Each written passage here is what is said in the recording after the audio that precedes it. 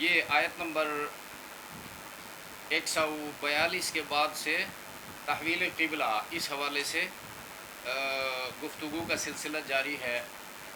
ان میں قبلے کی اہمیت اور بیت اللہ کا قبلہ ہونا اور بیت المقدس کا قبلہ ہونے کا حکم منسوخ ہونا، اور اسلام میں یہ پہلا منسوخ حکم ہے، اس لیے تاکید کی گئی ہے۔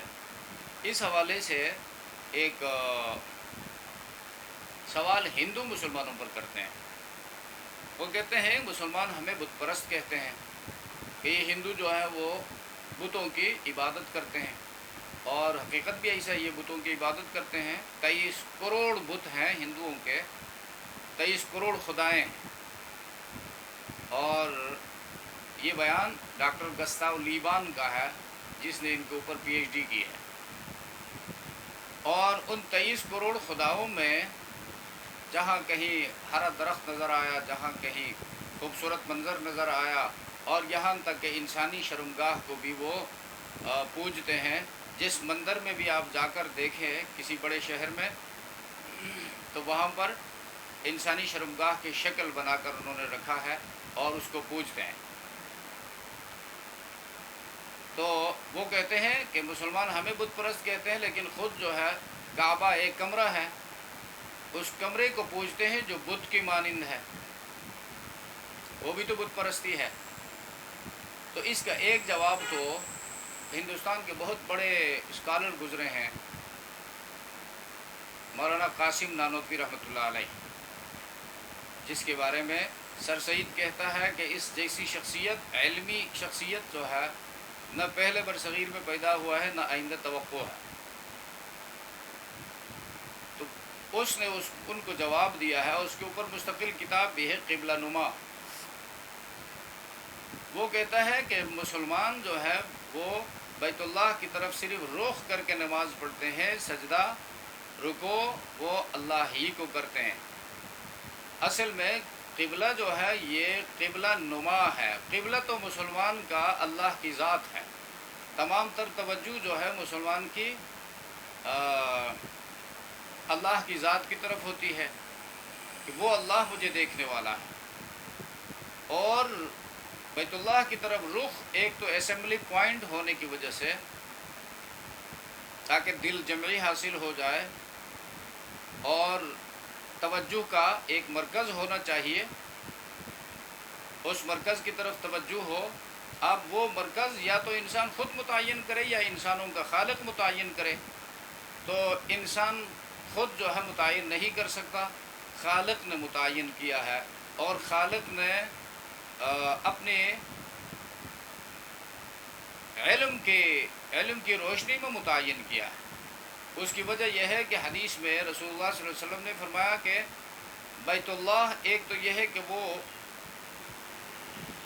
زمین میں سب سے پہلا گھر ہے، بیت اللہ سے پہلے کوئی گھر جو ہے اللہ کی عبادت کے لیے نہیں بنایا گیا ہے، اور سب سے پہلے زمین اس مقام سے پھیلنا شروع ہوئی ہے۔ اللہ نے زمین کو، مٹی کو بنانا شروع کیا ہے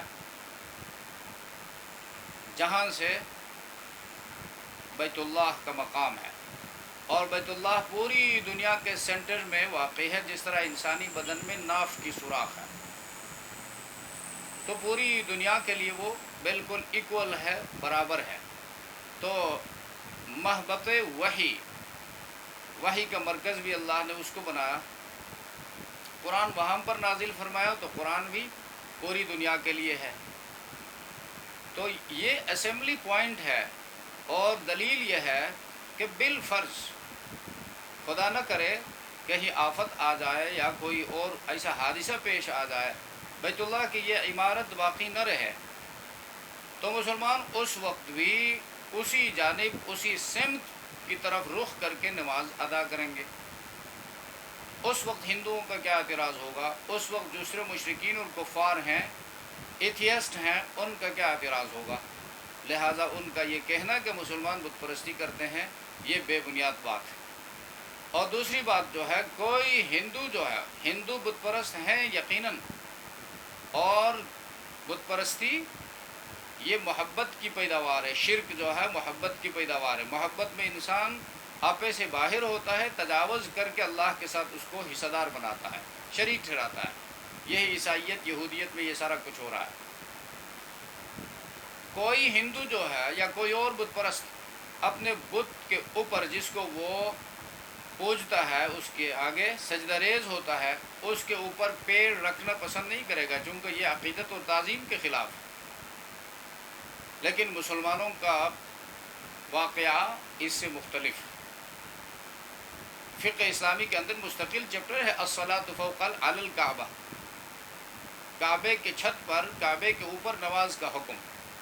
مکہ جب فتح ہوا تو کعبے کی چھت پر چڑھ کر بلال نے اذان دی ہے، تو اس سے پتہ چلا مسلمان کعبے کو سجدہ نہیں کرتے ہیں، سجدہ اللہ ہی کو کرتے ہیں۔ اسی کہ جس کو سجدہ کیا جاتا ہے اس کی تعظیم بھی فرض ہے، تو اللہ کی تعظیم فرض ہے، ایمان کا حصہ ہے۔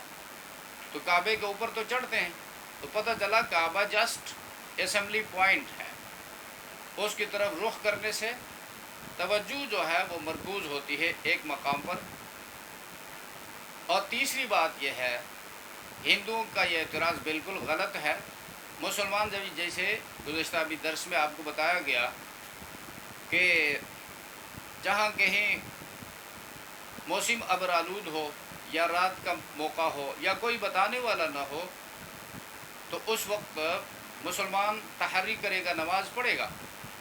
نماز معاف نہیں ہے، 5 وقت کی نماز مسلمان پر فرض ہے، اور اس فرض کا منکر مسلمان نہیں ہو سکتا۔ اور 5 وقت کی نمازوں میں سے ایک نماز کا منکر، عصر کی نماز کا منکر یا ظہر کی نماز کا منکر مسلمان نہیں ہو سکتا۔ یا ظہر کی نماز 4 رکعت فرض ہے، ان 4 فرض رکعتوں میں سے ایک رکعت کا منکر مسلمان نہیں ہو سکتا۔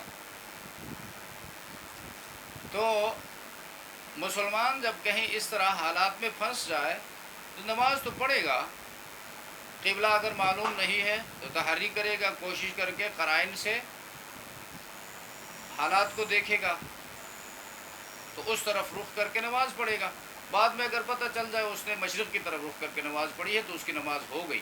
تو اس سے بھی پتہ چلتا ہے کہ مسلمان کعبے کی عبادت نہیں کرتے ہیں، بت پرستی نہیں کرتے ہیں، بلکہ عبادت اللہ ہی کے لیے کرتے ہیں، اور یہ کعبے کی طرف رخ کرنا ان کے انتظامی معاملات میں سے ہے۔ لہٰذا اس قسم کی بے بنیاد باتوں سے متاثر نہیں ہونا چاہیے مسلمانوں کو، اور اس کا آسان طریقہ یہ ہے کہ بندہ قرآن کے قریب آ جائے۔ قرآن یہ ساری باتیں تفصیل کے ساتھ بتاتا ہے۔ سبحان ربک رب العزۃ عما یصفون وسلام علی المرسلین والحمد للہ رب العالمین۔